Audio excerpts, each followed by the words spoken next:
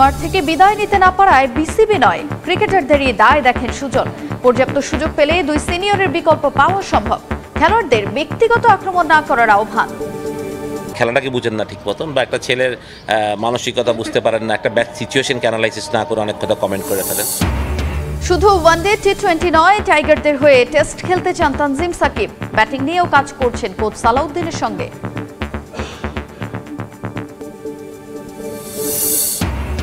দল পেয়েও নাম প্রত্যাহার করে নেয় হ্যারি ব্রুককে শাস্তি দিল বিসিসিআই।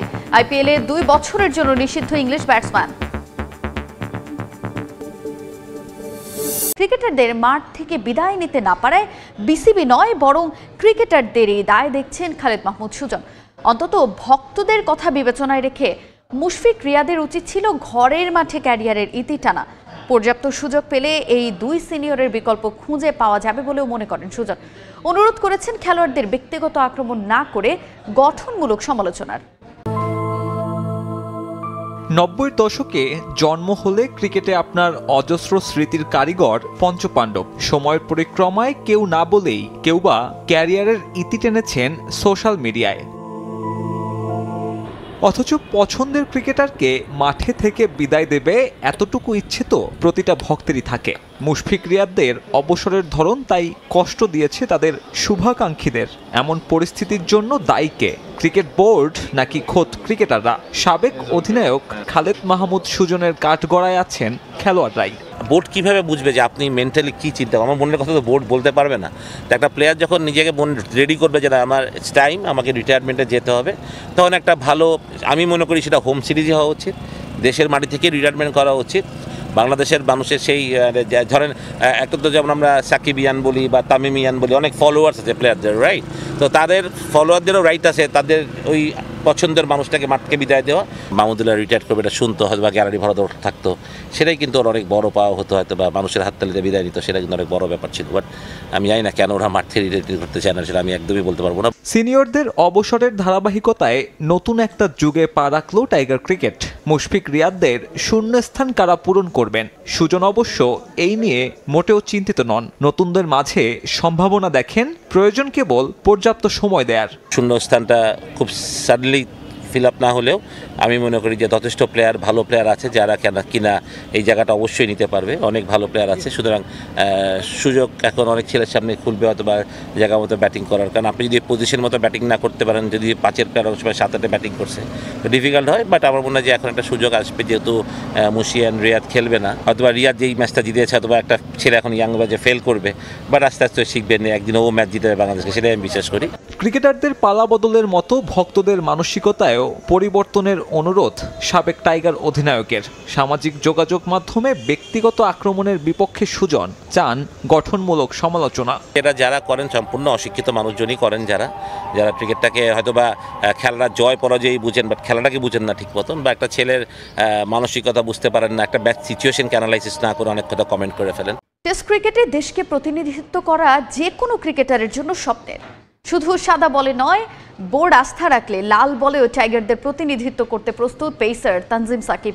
বোলিংয়ের পাশাপাশি লোয়ার অর্ডারে ব্যাটিং নিয়েও কাজ করছেন সিনিয়র সহকারী কোচ মোহাম্মদ সালাউদ্দিনের সঙ্গে। আর বোলিংয়ে প্রতিপক্ষকে ঘায়েল করতে নতুন টেকনিক নিয়ে কাজ করছেন তানজিম। এশিয়া কাপ দিয়ে আন্তর্জাতিক ক্রিকেটে পদার্পণ টাইগার পেসার তানজিম সাকিবের। ওয়ানডে ফরম্যাটে ভারতের বিপক্ষে সেই ম্যাচে ব্যাট বলে অবদান রেখে নজর কেড়েছিলেন অনূর্ধ্ব-19 বিশ্বকাপ জয়ী এই ক্রিকেটার। এরপর নিয়মিত আছেন টাইগার স্কোয়াডে।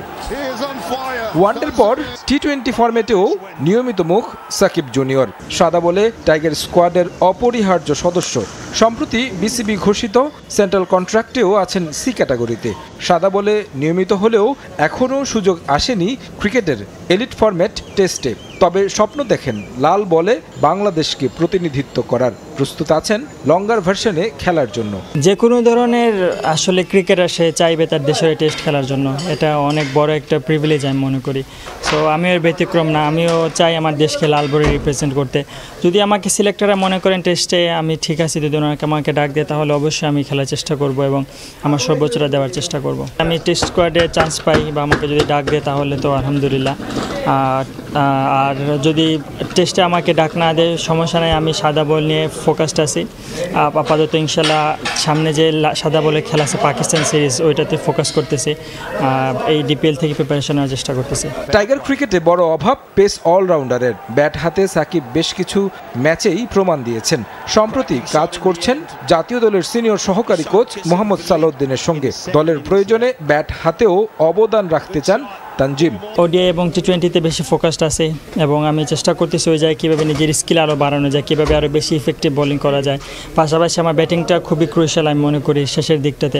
সো ব্যাটিং নিয়ে আমি কাজ করতেছি, ব্যাটিং নিয়ে স্ট্রাইক রোটেট করার চেষ্টা করতেছি, কীভাবে সিঙ্গেলস খেলা যায় বেশি। বিগ শট নর্মালি চলে আসে অটোমেটিক অ্যাজ এ পেস বলার, কিন্তু সিঙ্গেলস রোটেট করাটা অনেক বেশি ইম্পর্টেন্ট। সো ওই জায়গাতে আমি একটু ফোকাস করতেছি। আমার ব্যাটিং আমি নিজে ফিল করে আমার অনেক বেশি ইম্প্রুভ হয়েছে। উনি বেশ কিছু ছোটোখাটো চেঞ্জেস আমার ব্যাটিংয়ে নিয়ে আসছে, যেটা আমার খুবই ইফেক্টিভ হচ্ছে এবং আমি খুব কমফোর্টেবলি এখন ব্যাটিং করতে পারতেছি। ওয়ানডে ও টি20তে খেলা 28 ম্যাচে এখন পর্যন্ত তার নামের পাশে উইকেট আছে 37টি। ডেথ ওভারে আরও কার্যকরী বোলিং করতে নতুন কিছু টেকনিক নিয়ে কাজ করছেন সাকিব। বোলিং কোচের পরামর্শে ডিপিএলে তার বাস্তবায়ন করার চেষ্টা করছেন তিনি। চেষ্টা করতেছি এখানে যত বেশি অ্যাকুরেট বোলিং করা যায় এবং ভেরিয়েশন নিয়েও কাজ করতেছে, যেটা আমাকে ইন্টারন্যাশনাল হেল্প করবে। আর আমাদের বোলিং কোচ আমাকে কিছু প্ল্যান দিয়ে দিয়েছে ডিপিএলে এই জিনিসগুলো ইমপ্লিমেন্ট করার জন্য। সো এগুলো করার চেষ্টায় আছি এবং করতেছি আলহামদুলিল্লাহ। বিশেষ করে স্লোয়ার বাউন্সারের প্রতি একটু বেশি ফোকাস করতেছি আর অফ কাটার। আর আমার ন্যাচারাল যেটা ব্যাক অফ হ্যান্ড আছে ওইটাতে আরও বেশি কীভাবে ইফেক্টিভ করা যায় ওই জিনিসটা ট্রাই করতেছি। একই সঙ্গে নিজের দল লিজেন্ডস অফ রূপগঞ্জকে নিয়ে স্বপ্ন দেখছেন চ্যাম্পিয়ন হওয়ার। তারুণ্য নির্ভর দল হওয়ায় দলের সঙ্গে দারুণ সময় কাটাচ্ছেন তানজিম হাসান সাকিব। কনফিডেন্ট, সবাই ইয়াং প্লেয়ার এবং মাঠের মধ্যে সবাই খুব প্রাণবন্ত থাকে। আর আমি খুব এনজয় করতেছি, টিমমেট সবাই সিমিলার এইজের, খুব এনজয় করতেছি। আর আমি আশা রাখতেছি ইনশাল্লাহ আমরা চ্যাম্পিয়ন হব। বিপিএলে উইকেট ভালো থাকলেও ডিপিএল এর উইকেট নিয়ে সন্তুষ্ট নন ক্রিকেটাররা। বেশ কয়েকটি ভেন্যুতে যে হারে রান উঠেছে তাতে আসরের ভবিষ্যৎ নিয়েও শঙ্কা প্রকাশ করলেন তারা। ডিপিএলের পারিশ্রমিক ইস্যুটাকেও বিসিবিকে গুরুত্বের সঙ্গে দেখার আহ্বান তাদের। না হলে আসছে সময় মুস্তাফিজের মতো আরও অনেক তারকা ক্রিকেটাররাই ঢাকা প্রিমিয়ার লিগ থেকে নিজেদের সরিয়ে নিতে পারেন বলেও মনে করেন সংশ্লিষ্টরা। Dhaka premier league DPL Bangladesh cricket অ্যারেনার তথাকথিত সবচেয়ে মর্যাদাপূর্ণ আসর, যে লিগকে ধরা হয় বাংলাদেশের ক্রিকেটের আতুর ঘর। বছরের পর বছর এই একটা আসরের জন্য চাতক পাখির মতো অপেক্ষা করে থাকেন দেশের ক্রিকেটাররা। লাল সবুজের ক্রিকেটের সঙ্গে জড়িত শত শত ক্রিকেটারের প্রধান রুটিরুজি ধরা হয় এই ডিপিএলকে।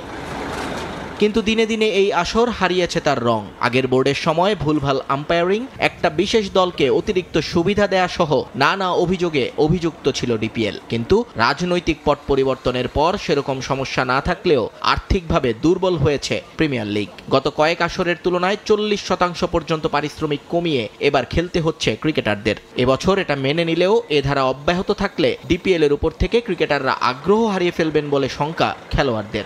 সব প্লেয়ারই অনেক কিছু পিছনে ইনভেস্ট করে থাকে, ফুড থেকে শুরু করে সাপ্লিমেন্ট থেকে শুরু করে ইভেন এখন একটা ক্রিকেট ব্যাট কিনতে গেলেও দেখা যায় যে $700-800 পড়ে যায়। তো সেক্ষেত্রে যদি এই পেমেন্ট ইস্যুটা এইভাবেই কন্টিনিউ থাকে তো দেখা যাচ্ছে যে প্লেয়াররা এই প্রফেশনাল ক্রিকেটের বাইরে অন্য ধরনের ক্রিকেট খেলতে বাধ্য হবে। কম টাকায় চুক্তি করার পরও পারিশ্রমিকের পুরো অর্থ পাওয়া নিয়েও শঙ্কা আছে ক্রিকেটারদের মনে। প্রতিশ্রুত অর্থের কানাকড়িও এখনও পায়নি অনেকেই। বিষয়টি নিয়ে তাই শুরু থেকেই বিসিবির হস্তক্ষেপ আশা করেন অগ্রণী ব্যাংকের এই ক্রিকেটার। সব প্লেয়ার তো সকলেই বিসিবির আন্ডারই, তো বিসিবি যদি দায়িত্ব নেয় কারণ প্লেয়াররা তখন আরও এই পাশে মনোযোগী হবে। তো আমি এবং সব ক্রিকেটাররাই চাইবে যে বিসিবি এটার সাথে কোঅপারেট করুক, প্লেয়ারদের সাথে কোঅপারেট করুক, ক্লাব কর্মকর্তাদের সাথে কোঅপারেট করুক, একটা ভালো ডিসিশন আমাদের সবার জন্য যেন এটা কাম্য হয়। এর বাইরেও একটা বড় সমস্যা এবারের ডিপিএল এর উইকেট। বিপিএল এ দারুণ উইকেট বানিয়ে বাহাবা কুড়িয়েছিল বিসিবি, কিন্তু এক মাসের মধ্যেই দেশের ক্রিকেটের এই মর্যাদার আসরের পিচ নিয়ে কোনো চিন্তা নেই তাদের। রঙিন পোশাকের খেলায় রানটা মুখ্য হলেও প্রিমিয়ার লিগের এবারের আসরে হরদম দলগুলো গুটিয়ে যাচ্ছে 100 রানের আগেই। 150-160টাই হয়ে উঠেছে এখানে জয় পরাজয়ের নির্ধারক। ডিপিএল কে বাঁচাতে চাইলে এই অবস্থা থেকে পরিত্রাণ চান ক্রিকেট সংশ্লিষ্টরা। বিপিএল টি20 খেলাটাই হচ্ছে রানের খেলা, রান না হলে আসলে দর্শকও সেভাবে মজা পায় না। তো অ্যাট এ টাইম যদি এরকম উইকেট কাছাকাছি উইকেটে যদি যদি ডিপিএলে থাকে তো এটা ভালো লাগবে। 50 ওভার ব্যাটসম্যানরা ব্যাটিং করবে, বলাররা চ্যালেঞ্জ ফেস করবে, তো এটা হলে খুব ভালো হয়। কিন্তু এভাবে যদি এত কম রানে দুই টিম যদি অল আউট হয়ে যায় বা এত কম রানে টাফ ক্রিকেট খেলতে হয়, তো সেক্ষেত্রে ডিফিকাল্ট দুই টিম মানে উভয় টিমের জন্য খেলাটা এনজয়েবলের থেকে সবচেয়ে বেশি চ্যালেঞ্জিং হয়ে যায়। রমজান মাস এবং প্রচণ্ড গরমে ডিপিএল এর এই সূচি নিয়েও নানা মহলে রয়েছে সমালোচনা।